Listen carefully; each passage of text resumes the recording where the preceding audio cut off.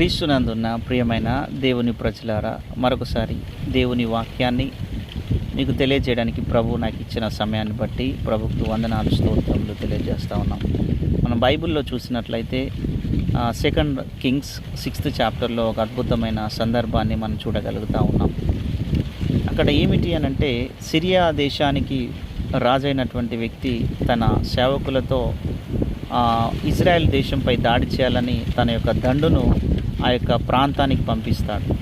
అప్పుడు ఒక దైవజనుడు అయినటువంటి ఎలీషా ఆ యొక్క ఇజ్రాయెల్ దేశ రాజుతో ఏమంటాడంటే, పలానా స్థలానికి నువ్వు వెళ్ళవద్దు అని ఆ యొక్క ఇజ్రాయెల్ రాజుకు ఇన్ఫర్మేషన్ ఇస్తూ ఉంటాడు. ఇలా మాటి మాటికి జరుగుతూ ఉంటుంది.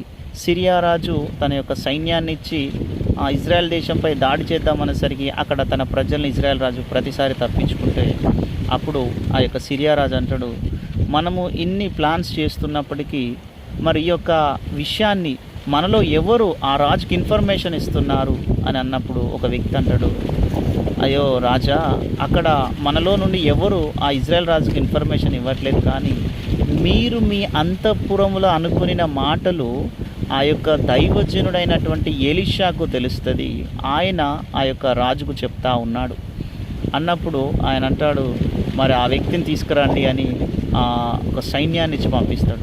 అతడు దోతాను అనే ప్రాంతంలో ఉన్నాడని తెలిసినప్పుడు ఈ యొక్క సిరియా రాజు రాత్రి ఆ పట్టణాన్ని ముట్టడి వేసి నలుదిక్కులో గుండా వచ్చి అతన్ని దాడి చేయడానికి వచ్చి ఉంటాడు.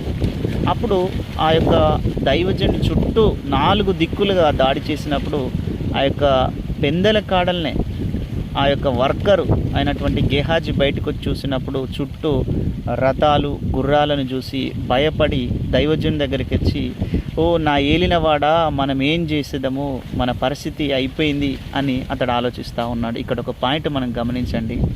ఇతడు శరీర సంబంధంగా ఆలోచిస్తున్నటువంటి వ్యక్తిగా ఉన్నాడు.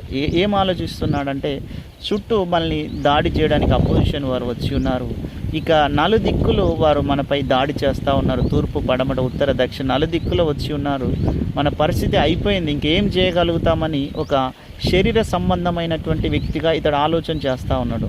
యాక్చువల్గా ఇతడు ఏం ఆలోచన చేయాలంటే, ఒక దైవజనుడితో ఉన్నప్పుడు లోకంలో ఉన్నవానికంటే నీలో ఉన్నవాడు గొప్పవాడు అనేటువంటి కాన్షియస్లో అతడు ఎదగాలి. కానీ ఆ యొక్క పనివాడు అది గమనించలేకపోయాడు.